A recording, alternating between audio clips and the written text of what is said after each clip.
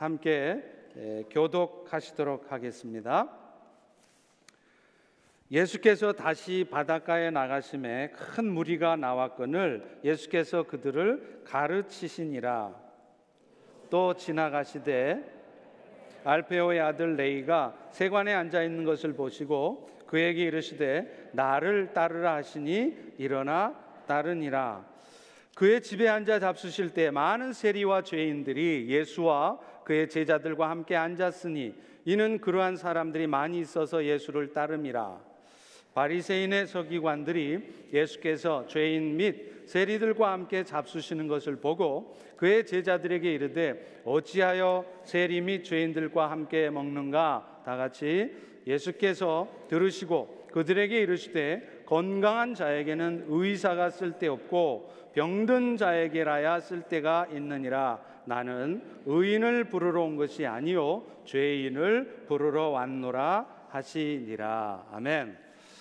가장 정확하고 가장 힘 있는 말이라는 제목으로 주의 은혜를 나누려고 합니다.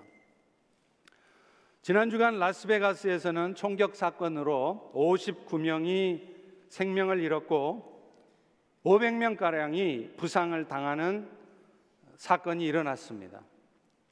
이 사건은 오늘날 세상을 살아가는 사람들이 영혼이 병들었을 때 어떤 결과를 갖게 되는지를 분명히 보여주는 사건이었습니다. 아시다시피 이 총격범의 직업은 공인회계사였습니다.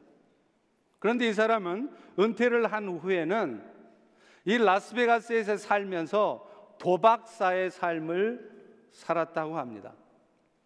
경제적으로도 여유가 있었습니다. 집이 몇 채가 되고 수백만 불의 재산가였다고 하죠.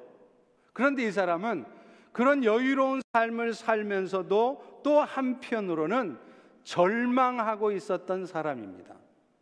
세상은 비록 뽐나게 살았고 그래서 때로는 사람들의 부러움을 샀을지 모르지만 정작 자신의 심령은 황폐했던 거예요. 도대체 세상을 어떻게 살아야 되며 어떤 목적을 가지고 인생을 살아야 되는지 그 인생의 의미를 발견하지 못한 채로 그렇게 절망하면서 살아가다가 마침내 그런 큰 일을 벌이고서 스스로 목숨을 끊었습니다. 이 총격범은요, 오늘날 영혼의 병에 걸려있는 현대인들의 모습을 보여주는 것입니다.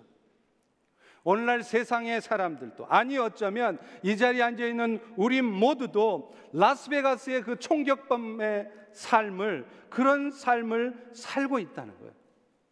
때로는 자기 자신에 대해서 지나치게 신뢰합니다. 그래서 자기도 모르는 사이에 영적인 교만 가운데 사는 거예요. 그러면서도 또요, 열심히 살아보지만 자기 뜻대로 되지 않는 자기의 인생에 대해서 절망하는 거예요. 그래서 어느 순간 자기 자신에 대해 지나치게 신뢰하게 되거나 아니면 그 반대로 자신에 대해서 지나치게 절망하고 실망하다가 어느 순간 자기 스스로에게든지 아니면 다른 사람들에게 극단적인 행동을 하게 되는 것입니다.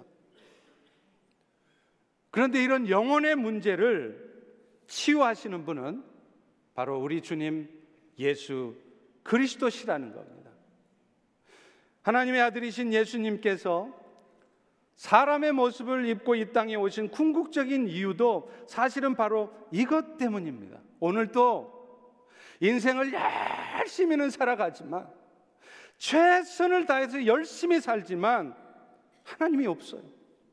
하나님을 알아보지도 못하고 하나님을 떠나서 자기의 의지를 가지고 자기의 계획 가운데 자기의 노력으로만 인생을 살아가다가 자기도 모르는 순간 어느덧 교만해져 있고 또 자기도 모르는 순간 절망의 늪에 빠져 살아가게 되는 이 세상의 사람들을 건져내시기 위해서, 그 절망과 교만과 그 어둠으로부터 건져내시기 위해서 예수님이 이 땅에 오셨다는 것입니다.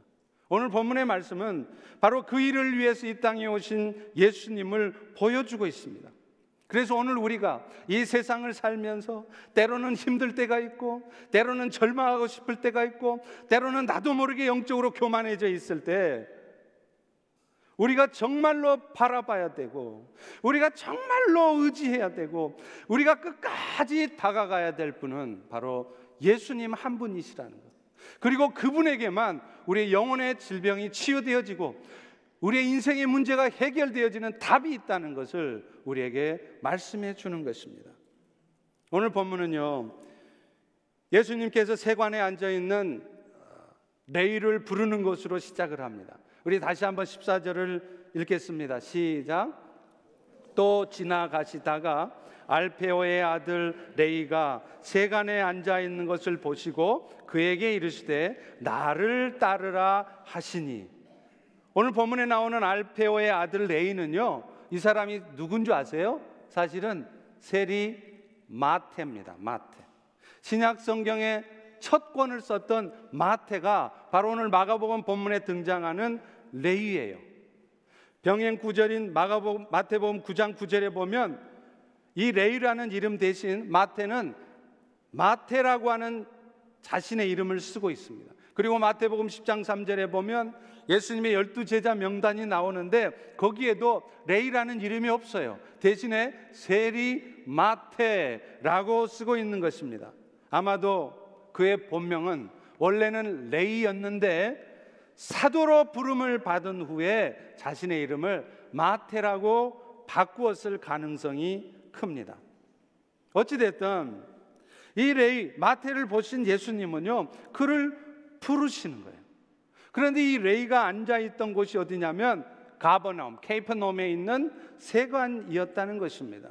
원래 이 가버나움이라는 것은요, 갈릴리 바다 서북편에 위치한 도시인데 이 도시가 아주 교통의 요충지입니다. 그래서 다메섹으로 가기 위해서도, 또 두로로 가기 위해서도, 또 예루살렘과 애굽으로 가기 위해서도 이곳을 반드시 통과해야 했어요.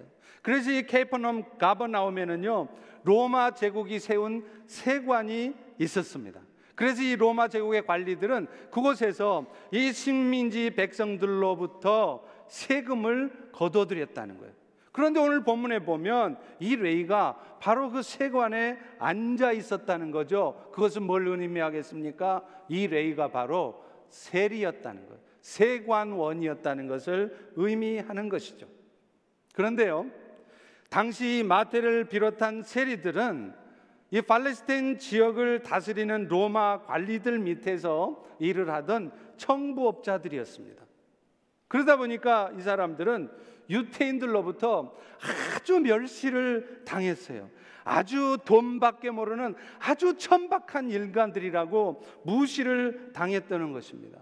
사실 여러분, 오늘날 세무사, 회계사쯤 되면 나름대로 사회적인 지위도 있고요, 또 실제로 먹고 사는데 지장이 없는 사람들입니다.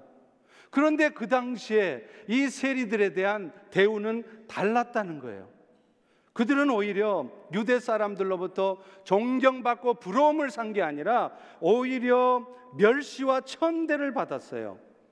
왜냐하면 당시의 로마 제국은 이 유대 나라를 식민 통치하면서 이 유대인 세리들로 하여금 그 세금을 걷는 일을 대신하도록 맡겼기 때문에 그렇습니다. 당시 로마 제국은 이 식민지를 다스리면서 두 가지의 종류의 세금을 걷었다고 합니다. 먼저는 정기적인 세금인데 토지세 혹은 인두세, 사람 수마다 받는 이 세금을 받는데요, 이 세금은 로마 제국에서 파견된 관리가 직접 그 세금을 거두었어요. 그런데 또 하나의 세금이 있습니다. 이것은 업세나 혹은 통행할 때 내는 통행세, 통관세 같은 비정기적인 세금이었습니다. 그런데 이 세금은 이 로마 제국이 직접 거두어 들이지를 않고 이 유대에 있는 세리들, 세관원들을 대신 통해서 거두어 들였다는 거예요. 이유는 뭐냐면 이 비정기적인 세금을 거두면서 사람들하고 많은 부딪힘이 있었어요. 갈등이 있었어요. 그러니까 그런 일을 로마 관리들이 하고 싶지 않은 겁니다. 그래서 대신에 유대인 이 세리들한테 떠맡겼던 것이죠. 더구나 이 대부분의 세금 청부업자들, 이 세리들은요, 이 세금을 징수하는 권리를 로마 정부로부터 얻기 위해서 무슨 짓을 했느냐면 미리 자기들이 로마 정부에 내야 될 세금을 미리 다 선금으로, 선불로 다 지급을 해버려요. 그런데 문제는 그러고 나서 실제 식민지 백성들한테 세금을 거둘 때는요, 몇 배 뻥튀기를 내서 세금을 걷는 거예요. 그런 이렇게 착취를 일삼는 세리들을 유대 백성들이 좋아할 리가 없죠. 특별히 유대인들의 입장에서는 그 세리들은 로마 제국에 협조하는, 적국인 우리가 넘어뜨려야 될 그 로마 제국에 협조하는 아주 반역자와 같은 그런 존재로 여겨져서 유대인들은 이 세리를 이중적으로 멸시하고 천대했던 것입니다. 그래서 오죽했으면 이 세리와 가족들은요, 이 유대인 공동체에 들어갈 수가 없었습니다. 그 자치 조직에 무슨 일을 맡아서 할 수가 없었어요. 일을 안 줘요. 심지어는요, 유대인들을 대상으로 어떤 법정이 열리잖아요. 그러면 이 법정에 가서 증언을 할 때도 세리들이 증언한다 그러면 그 증언을 안 받습니다. 증언을 인정을 하지 않는 거예요. 그야말로 이 세리들은 죄인이나 창녀들과 같이 아주 부정하고 아주 못된 존재들로 그렇게 여겼던 것입니다. 이런 상황에서 지금 예수님은 그 세리 마태에게, 레위에게 다가가는 것입니다. 대부분의 유대인들은 그 세리들과 말도 섞지 않으려고 하고 같은 자리에 앉아 있지도 않으려고 하는 이 못되먹은, 이 천시되는 이 세리를 예수님은 찾아가셨다는 거예요. 그것뿐입니까? 예수님을 대신해서 이 땅에 하나님의 나라를 이루어가야 될 12명의 대표적인 사도 중에 한 사람으로 그 못되먹은, 그 천시받는 이 마태를 부르셨다는 것입니다. 아마도 레이는 예수님에 대한 소문을 이미 들어서 알고 있었어요. 그런데 그 예수가 막상 자기한테 찾아오니까 너무 감사한 겁니다. 그래서 예수님이 레이야, 마태야, 이제 나를 따르라. 그러니까 레이가 어떻게 합니까? 예, 알겠습니다. 두 말 없이 모든 것을 버려두고 예수님을 따랐다고 하지 않습니까? 여러분, 말이 그렇지 이 세리 마태 입장에서는 그렇게 하기가 쉽지 않은 일이었을 것입니다. 유대인들도요, 막상 세리들을 보면 아주 멸시하고 천대했거든요. 그러면서도 마음속으로는 은근히 부러워했어요. 왜요? 부자로 사니까요. 악착같이 어떻게 해서라도 돈을 벌어서 부자로 사니까 앞에서는 멸시하면서도 뒤에서는 속으로는 부러워했던 거예요. 그러니 그런 레위가 그런 모든 기득권을, 자기가 벌었던 것을 다 버려두고 이제 자기 인생이 어떻게 될지도 모르는 예수를 따르는 삶을 결단한다는 것 쉽겠습니까? 그런데 레위는 했단 말이죠. 왜요? 예수님이 자기를 불러준 것이, 예수님이 자기를 제자 삼아 주신 것이 너무 감사했던 거예요. 그런 이유 때문이었을까요? 레위는 예수님께 부름을 받은 후에 곧바로 잔치를 베풉니다. 그런데 문제는 이 레위가 베푼 잔치에 함께 있었던 사람들이라는 거예요.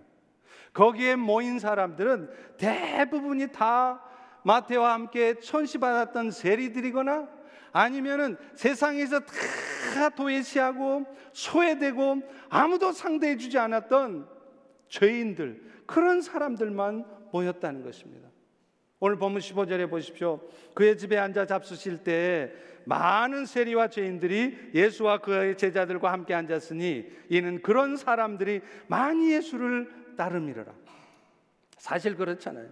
그 당시 예수님을 따르던 사람들은 대부분 이런 사람들이었어요.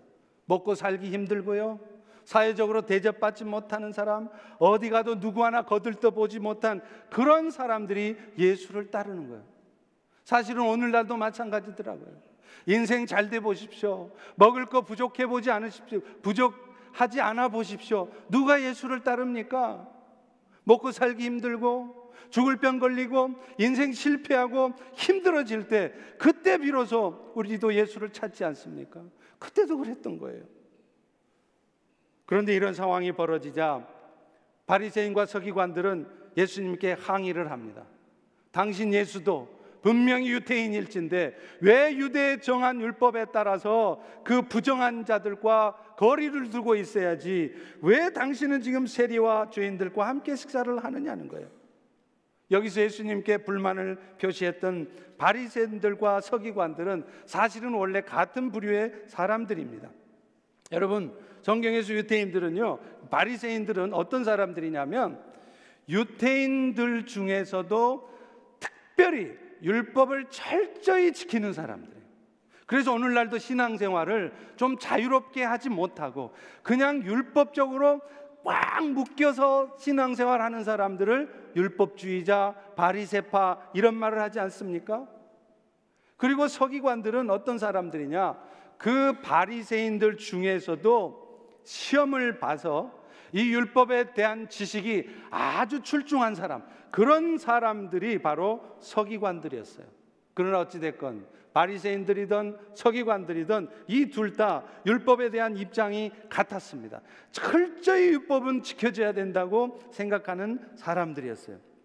그러다 보니까 이런 바리새인과 서기관들의 입장에서 보면 예수님의 행동이 이해가 되지 않는 거예요. 우리 다 같이 16절을 다시 읽어보겠습니다. 시작. 바리새인의 서기관들이 예수께서 죄인 및 세리들과 함께 잡수시는 것을 보시고 그의 제자들에게 이르되 어찌하여 너희는 세리와 죄인들과 함께 먹느냐. 그런데 여러분, 예수님께서 지금 세리와 죄인들과 식사를 하시는 것은 그분이 이 세리와 죄인들이 정결하지 못한 자들, 율법적으로 보면 아주 부정한 자들이라는 것을 몰라서가 아니었습니다. 오히려 예수님은요, 그들이 얼마나 부정한 자들인지, 얼마나 잘못된 자들인지 알았습니다. 그럼에도 불구하고 예수님은 당신 스스로가 먼저 그들에게 다가가신 거예요. 왜요? 그들이 자신을 통해서라도 새로운 삶을 살기를 원하셨기 때문인 것입니다. 흑암 가운데 사는 백성들, 도무지 인생은 살지만 도무지 인생의 의미를 찾지 못하고 어둠 가운데서 방황하며 갈등하며 그렇게 힘들게 인생 살다가 결국에는 영원한 멸망 가운데 갈 수밖에 없는 그 사람들을 건져내시고자 예수님은 그들에게 가셨던 것입니다. 그래서 예수님은 결론적으로 오늘 17절과 같은 말씀을 하시는 것입니다. 우리 17절 같이 읽습니다. 시작. 건강한 쓸데없고 병든 자에게라야 쓸데 있느니라. 나는 의인을 부르러 온 것이 아니라 죄인을 부르러 왔노라. 당시에는요, 건강한 자에게는 의사가 쓸데없다라는 이 말이 속담으로 많이 알려져 있었어요. 그런데 지금 예수님은 이 속담을 사용해서 당신이 왜 이 땅에 오셨는지, 왜 사람의 모습을 입고 이 땅에 오셨는지를 설명을 하신 것입니다. 예수님이 말씀하시는 건강한 자, 의인이라고 하는 것은 사실은 바리새인들이나 서기관들을 빗대어서 하신 말씀이었어요. 그들이 정말 건강하고 정말 의로운 사람이어서가 아니라 자기들 스스로가 건강하다고 생각하는 사람, 나는 인생 살아도 신앙생활해도 이만큼 신앙생활하면 그래도 인정받고 존경받을 만큼 살고 있지라고 생각하는 사람들을 빗대어서 하신 말씀이었습니다. 예수님께서는 자신을 의사라고 표현하시면서 이렇게 자기 스스로가 건강하고 자기 스스로가 의롭다고 생각하고 자기도 모르는 사이 영적인 교만에 빠져 있는 그런 사람들을 위해서 오신 것이 아니라 예수님은 오늘도 나는 아무것도 할 수 없는 연약한 자라고, 나는 죄인일 뿐이라고, 다른 사람을 탓하고 다른 사람을 욕할 자격이 나는 하나도 없는 사람이라고 그렇게 말하는 그런 죄인들을 위해서 오신 분이라고 그렇게 말씀을 하시는 것입니다. 자칭 건강한 자요, 의인이라고 생각하는 사람들은요, 의사가 필요가 없습니다. 마찬가지예요. 자기 스스로가 의롭다고 생각하는 사람, 그런 사람들은 예수께 나오지 않습니다. 여러분, 오늘 우리도 그렇지 않습니까? 신앙생활 하면서도요, 우리 인생 잘 돼 보십시오. 여러분, 비즈니스 잘 돼 보세요. 여러분, 자식들 하나도 안 아프고 건강해 보세요. 좀처럼 예수님 앞에 나가기 쉽지 않습니다. 게을러지기 쉽습니다. 예수님과 따로, 예수님 상관없이 그냥 내 힘으로 세상 살아가는 거예요. 그러다가 어느 날 생각지도 못하게 질병이 찾아오거나, 그렇게 잘 되던 비즈니스가 하루아침에 문 닫게 생긴 일이 오거나, 그렇게 후원 열심히 하고 공부 잘 가르쳐서 이제 좋은 대학 가고 좋은 대학 졸업했으니 인생 펼쳐지겠구나 생각했던 자식한테 문제가 떨어져 보십시오. 문제가 생겨 보십시오. 그럴 때 우리는 비로소 예수님 앞에 나오지 않습니까? 오늘 또 예수님의 도우심이 필요 없다고 생각하는 사람들, 그런 사람들에게는 예수의 존재 자체가 의미가 없는 거예요. 그러나 자기의 죄악됨을 깨닫고 죄 용서함을 구하고 자신의 부족함을 고백하면서 주의 도우심을 구하는 자들, 그 자들 앞에 예수님께서는 역사하여 주시는 것입니다. 오늘 또 예수님은요, 라스베가스의 총격범처럼 그 영혼이 병들어서 이 세상을 고통 가운데 살다가 결국에는 영원한 멸망 가운데 빠질 인생들을 불쌍히 여겨주십니다. 그리고 그것을 위해서 예수님은 그들에게 먼저 다가가세요. 그리고 그들의 삶이 회복되어지기를 원하십니다. 그것뿐입니까? 세리처럼 세상 일에 닳고 닳아서 정말 도덕적으로, 정말 윤리적으로도 문제가 많은 그런 사람들을 오히려 제자로 불러주셔서 하나님의 나라를 이루어가는데 귀한 일꾼으로 쓰시는 그런 분이시라는 것입니다. 그렇기 때문에 오늘 우리에게 필요한 것은 바리새인처럼 나는 아무 문제가 없는 사람인 것처럼 그렇게 사는 것이 아닙니다. 서기관들처럼 내가 하는 것이 전부 옳다고 생각하면서 함부로 남을 정죄하고 함부로 남을 판단하면서 그렇게 내 삶에 내 스스로가 갇혀서 사는 것이 아닙니다. 오히려 내가 부족한 자입니다. 나는 죄인입니다. 내가 다 옳은 것 같지만 알고 보니까 내 안에도 죄가 많았네요. 나의 부족함이 훨씬 더 많았네요. 그렇게 겸손한 마음으로 주님의 도우심을 구할 때, 주님 앞에 나아갈 때 주의 구원의 역사가, 주의 도우심의 역사가 있는 것입니다. 세계적인 선교단체인 YM에서는요, 선교 훈련을 할 때 마지막 3달 후에 4달, 5달째는 선교지로 아웃리치를 보내요. 그런데 재밌는 것은요, 이 선교팀을 꾸릴 때 그 선교팀의 리더를 누구를 세우느냐 하면 그 팀원 중에서 제일 나이도 많고 신앙생활도 많이 해서 영적으로 아주 잘 준비되고 심지어는 오랫동안 목회를 한 목사님이 계시면 그런 목사를 그 선교팀의 리더로 세우지 않습니다.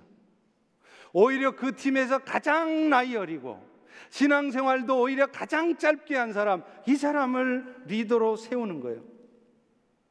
그러다 보니 그런 팀 안에는요, 그야말로 오랫동안 목회를 해보신 목사님들도 계시고 수십 년 동안을 장로로서 영적인 일을 이끌어 오셨던 분들도 계시는데 그분 입장들에서 보면 그 리더가 얼마나 답답해 보이겠어요? 얼마나 어설퍼 보이겠습니까? 앞에 벌어질 일이 뻔한데 리더가 엉뚱한 결정을 하고 허둥대는 모습을 보면 그런 모습을 보는 그분들 입장이 얼마나 답답하겠느냐는 거예요. 그런데 그럼에도 불구하고 YM에서는 그런 연약한 자를 리더로 세웁니다. 이유가 있습니다.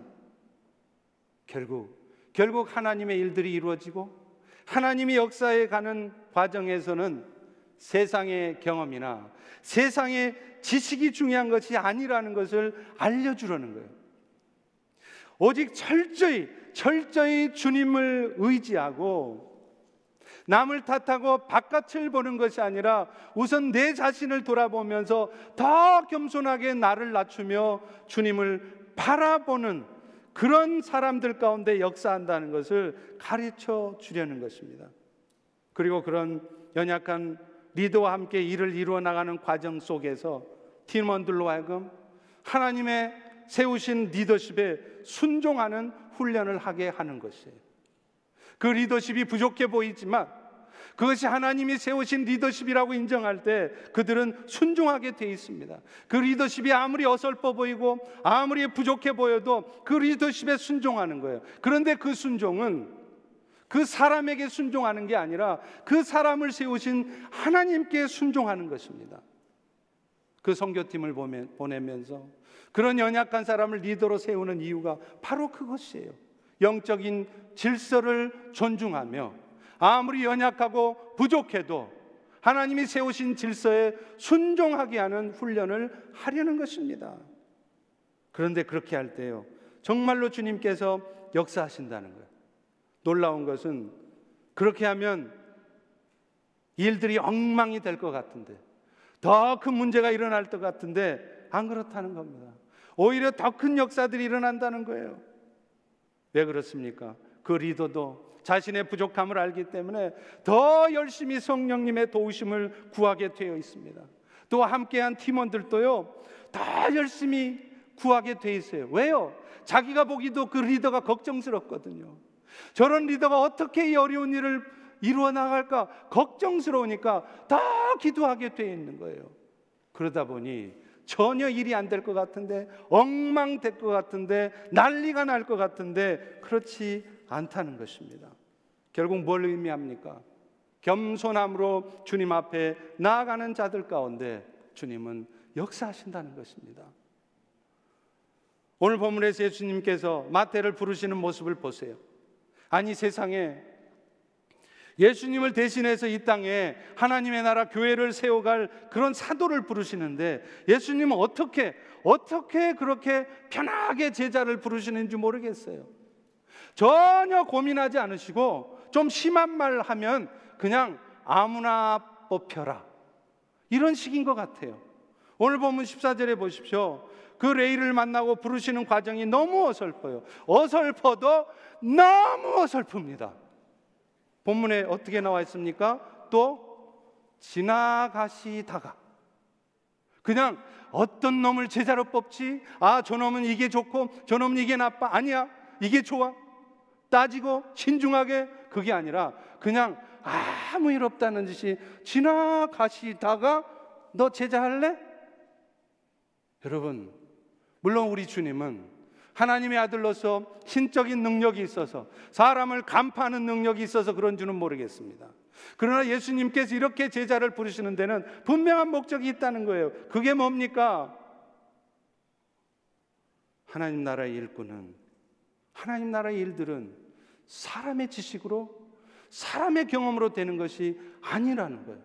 그들이 어떤 존재였던, 지난날에 어떤 악한 삶을 살았건, 어떤 연약한 모습 가운데 어떤 부족한 모습으로 살던 겸손하게 자신을 낮추고 늘 주의 도우심을 구하는 그런 자들을 통해서 일하신다는 것을 보여주는 겁니다. 앞서 말한 것처럼 마태 세리는 세상에 닳고 다른 사람이었어요. 윤리적으로 보면 정말 문제 많은 사람이었어요. 그 윤리적으로 문제 많은 사람을 예수님은 제자로 뽑으십니다. 그런데 이 윤리적으로 문제 많은 마태가 어떤 사람이 됩니까? 12제자 중에 한 사람, 신약성경의 첫머리인 마태복음을 쓴 사도가 되게 하신다는 것입니다. 오늘날 우리도 마찬가지입니다. 오늘 여러분들이 아무리 약한 자였을지라도 그런 여러분들을 우리 주님은 의인을 만들어 주십니다.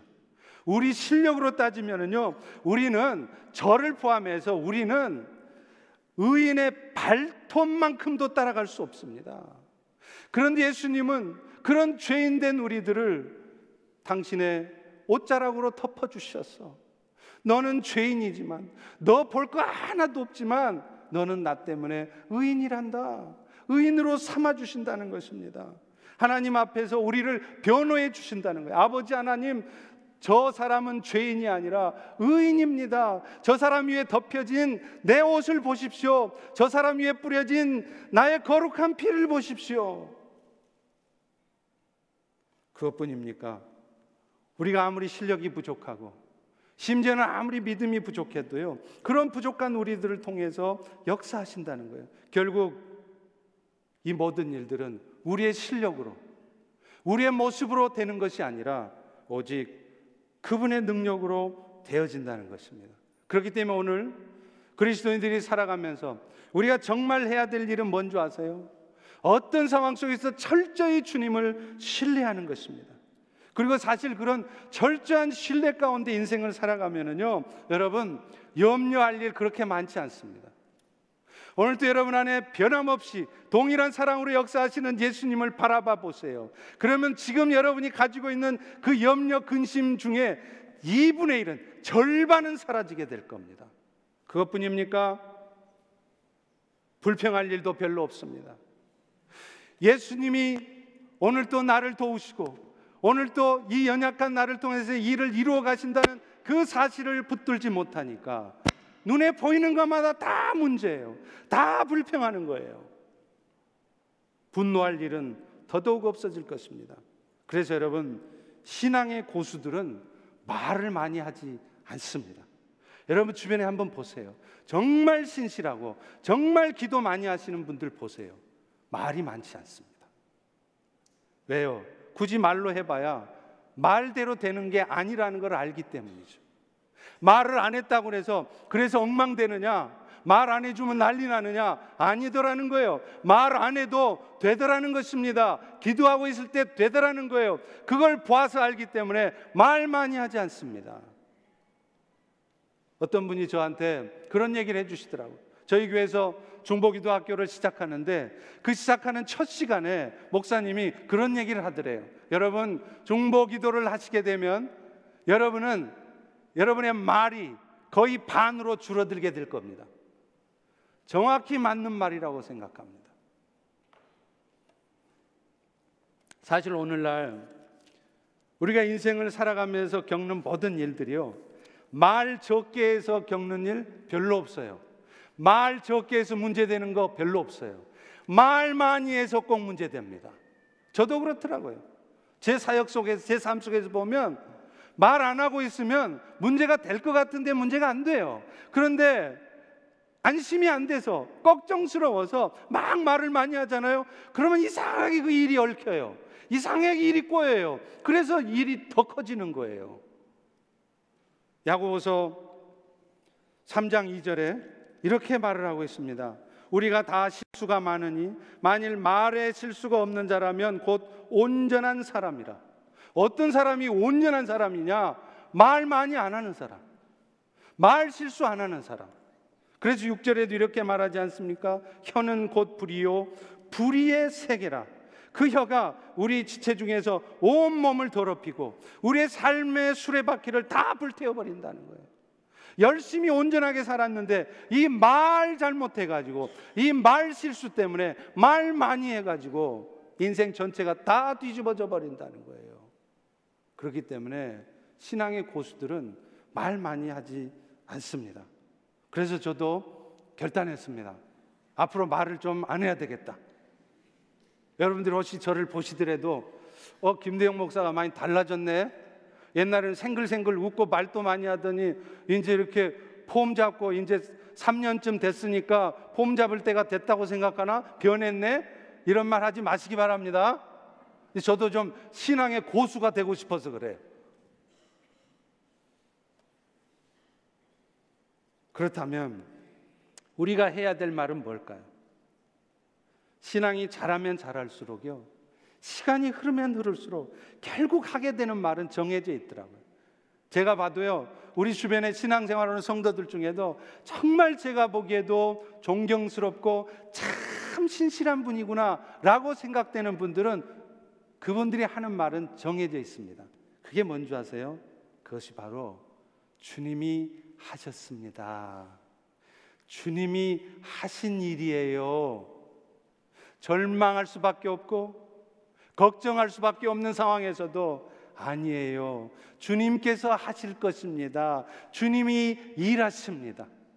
불평하고 원망할 수밖에 없는 그런 상황에서도 아니에요, 주님이 하신 일이에요.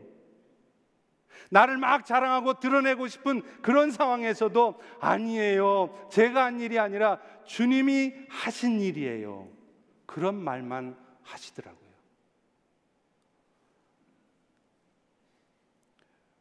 그리고 그런 말을 주로 하는 사람들은요, 자신을 드러내고 또 자신을 자랑하려고 애쓸 필요도 없어요.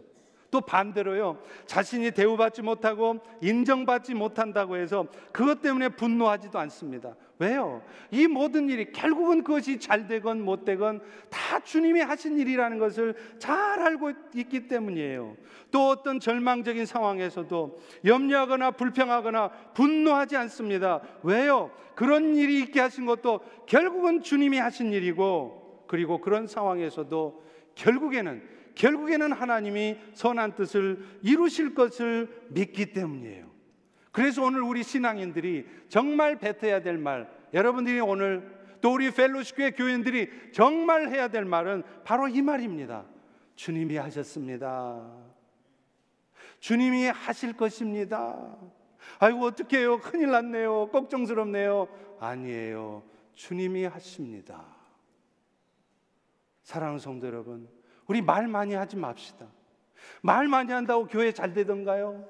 말 많이 해봐야 교회 싸움밖에 더 나던가요? 아니에요. 오히려 말 적게 하시고 그 시간에 기도하십시오. 그리고 여러분들은 주님이 하셨습니다, 주님이 하신 일이에요, 주님이 하실 것입니다, 이 말만 뱉어보세요. 최근에 리고렌 목사님이 칼럼에서요, 어려움에 직면한 크리스찬들이 빠지기 쉬운 함정 3가지를 얘기를 했습니다. 그 첫 번째가 뭐냐? 우리 그리스도인들도 종종 어려움에 빠지는데 그럴 때 우리 그리스도인들이 쉽게 세상의 말에 귀를 기울인다는 거예요. 평소에는 안 그러는데 어려움이 딱 닥치잖아요. 그러면 전문가들의 말을 철석같이 믿는다는 거예요. 의사의 말, 변호사의 말을 철석같이 믿는다는 거예요. 또 있습니다. 다수를 따르게 돼 있다는 거예요. 여러 사람들이, 많은 사람들이 말하고 있으면 그것을 따른다는 거예요. 여러분, 솔직히 말해서 민주주의가 정답입니까? 아닙니다. 민주주의는 오늘날 정치 체계 중에 그래도 최선의 답일 뿐이지 그것이 정답 아니에요. 민주주의 하다가 단체로 넘어가는 수 있습니다. 오늘날 대법원에서, 연방 대법원에서 민주주의적 절차에 의해서 단체로 넘어갔잖아요. 다수에 의해서 결정해서 성경이 금하고 있는 동성 간의 결혼을 합법화했지 않습니까? 이래도 다수가 옳습니까? 다수가 정답 아닙니다. 그런데 우리 그리스도인들도 껐떡하면 다수를 따른다는 거예요.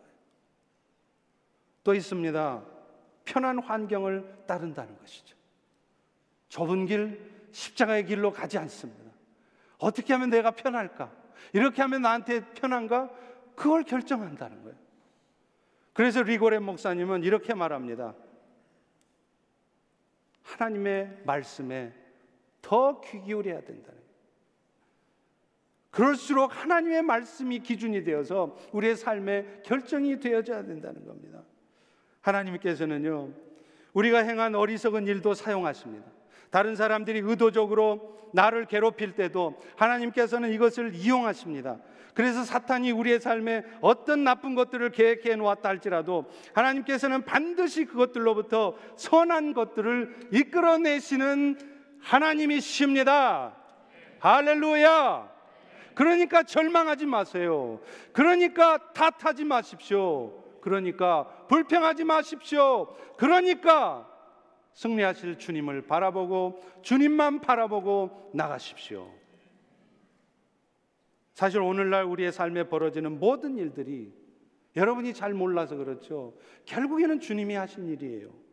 유다왕 여호야김이 바벨론의 느부갓네살 왕에 의해서 포로로 잡혀갑니다. 예루살렘 성전에 있던 그 그릇들이 그 바벨론 이방신의 그 신전 창고에 처박혀요. 그럴 때 유대 백성, 이스라엘 백성들은 느부갓네살 왕을 원망했어요. 저 나쁜 놈, 저 김정은, 저 나쁜 놈 때문에 우리가 이 고생이야. 저 나쁜 놈을 어떻게 해야지? 기도를 해도 그 김정은이 무너지게 해달라고. 여러분, 근데 그거 아십니까? 이 모든 상황이 느부갓네살 왕이 한 것이 아니라, 정확하게 말하면 느부갓네살 왕이 했지만 결국엔 그것은 하나님이 하신 것이라고 성경은 쓰고 있습니다. 다니엘서 1장 2절에 보세요. 주어가 뭘로 되어 있습니까? 주께서입니다. 느부갓네살 왕이 아니에요. 유다 왕 여호야김과 하나님의 전그릇 얼마를 느부갓네살 왕의 손에 넘겼는데 이 일이 누구 때문에 벌어졌느냐? 느부갓네살 그 나쁜 놈 때문이 아니라 주께서 하신 일이라는 거예요. 지금 우리가 마찬가지 아닙니까? 이스라엘 백성들에게 그렇게 포로로 잡혀가는 일이 있게 하신 건 결국은 이스라엘 백성들을 깨우치기 위함이었죠. 하나님을 떠나서 가나안의 우상신들을 섬기던 그들을 깨우치게 하려고 하나님이 하신 일 아닙니까? 오늘 우리도 마찬가지예요. 왜 오늘날 지금 한국이 전쟁 위기에 휩싸여 있습니까? 북한 탓만 할 게 아니라는 거예요. 김정은 탓만 할 게 아니라는 거예요. 김정은 정권이 무너지게 해달라고 기도할 것이 아니라, 어쩌면 그 기도도 해야 되지만 더 많이 우리가 기도해야 될 것은 이 일들을 통해서 우리 한국교회가 회개하게 해달라고, 교회가 점점점 세속화되어가는 이 상황 속에서 우리 교회들이 다시 한번 눈물로 회개하게 해달라고 그 기도를 더 하셔야 돼요. 오늘날 왜 라스베가스에 총격 사건이 생깁니까? 미국도 마찬가지입니다. 하나님의 은혜로 세워졌던 미국이 점점 하나님을 멀리하고 세속적인 그런 모습으로 가고 있어요. 동성결혼을 합법하지 않나? 우리 그리스도인의 삶의 출발이자 마지막이라고 할 수 있는 예배. 그래서 어쩌면 목숨을 걸고서라도, 다리를 절어서라도 지켜야 될 그 예배, 그 예배를 상대화하고, 여건 되면 나와서 예배 드리고, 여건 안 되면 쉽게 예배를 빠지고, 이런 세속화로부터 돌이켜야 된다는 거예요. 신앙생활의 기준이 하나님의 말씀이 아니라 자신이 되어 있어요. 그래서 교회 안에도 세상 문화가 들어와 있어서 세상의 문화가 교회를 지배하고 있습니다. 그래서 하나님은 그런 우리를 돌아볼 수 있도록 이런 일을 사용하시는 거예요. 만약 교회들이 이런 영적 타락에서 돌이키고 회개하지 않는다면 하나님께서는 이 땅에 불을 던지실 것입니다. 예언사역자들이 얘기하는 것처럼 우리 한국 땅에 안타깝게도 금년이든 내년에 전쟁이 얼마든지 터질 수 있어요. 하나님이 불을 던지시면 터지는 겁니다. 이 미국 땅에도 이제는 자동 소총이 아니라 다이너마이트가, 폭탄이 이곳 저곳에서, 아니 우리가 사는 이 저먼타운에서도 터질 수 있습니다. 어떨 때요? 우리가 영적인 타락으로부터 돌아서지 않을 때, 점점 세속화되어지는 교회가 다시 하나님께로 돌이키지 않을 때 말이죠.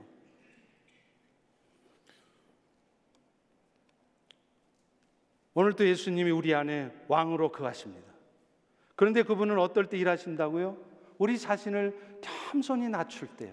남 탓하고 바깥 얘기 많이 하지 말고 나를 먼저 돌아보고 겸손하게 주님 앞에 나아갈 때 역사하신다는 거예요. 그렇지 않으면 주님은 우리의 삶에 별로 도움이 되시지 않습니다. 지난번에 분당 우리 교회 이찬수 목사님이 옆 동네 교회 베다니 교회 부흥회로 오셨더라고요. 그래서 저도 쉽게 뵐 수 없는 분이라 은혜를 좀 받아보려고 베다니 교회 가서 예배를 드렸습니다. 그때 목사님이 설교 중에 그런 말씀을 하셨어요.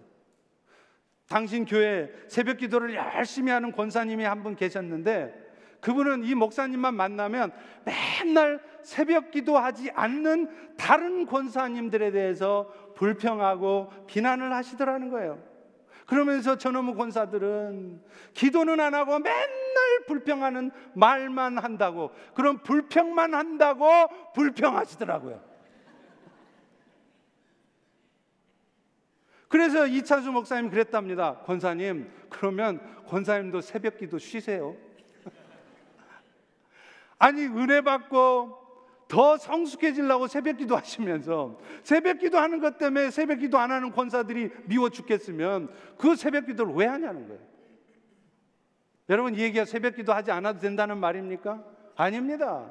교회가 부흥하려면, 교회가 새로워지려면 기도하셔야 돼요. 중직자들이 앞장서서 기도하셔야 됩니다. 우리 교회 권사님들, 우리 교회 장로님들 기도하십시오.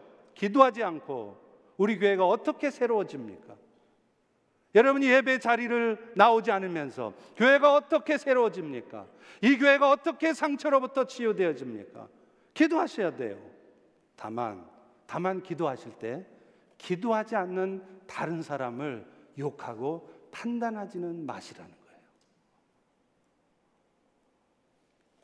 고린도후서 10장 4절 5절에 보면요, 우리의 싸우는 무기는 육신에 속한 것이 아니고 어떤 견고한 진도 무너뜨리는 하나님의 능력이래요.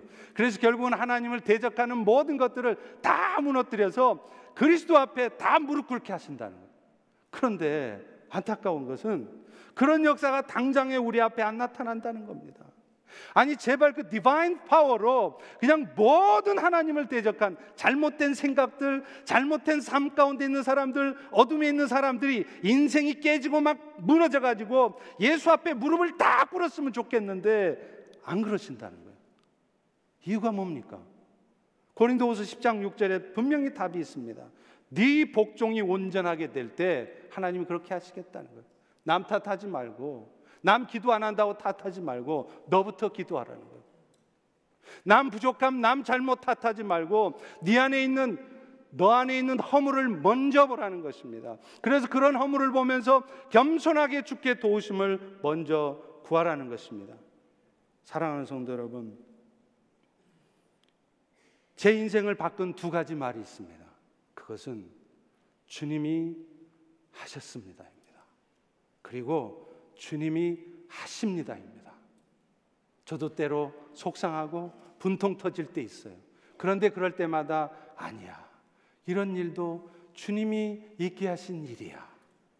절망스럽고 도대체 이 상황에서 뭘 해야 될지 모르겠고 다 포기하고 싶고 내려놓고 싶을 때, 그때 주님은 저에게 이 고백을 하게 하십니다. 주님이 하십니다. 주님이 일하실 것입니다. 사랑하는 펠로십교회 성도 여러분, 이제 우리 교회는 제발 말 좀 많이 하지 맙시다. 말 많이 한다고 교회 잘 되는 거 아니에요. 말들 좀 그만하세요. 대신에 신앙의 고수들처럼 기도하십시오. 그리고 이 말만 뱉어내십시오.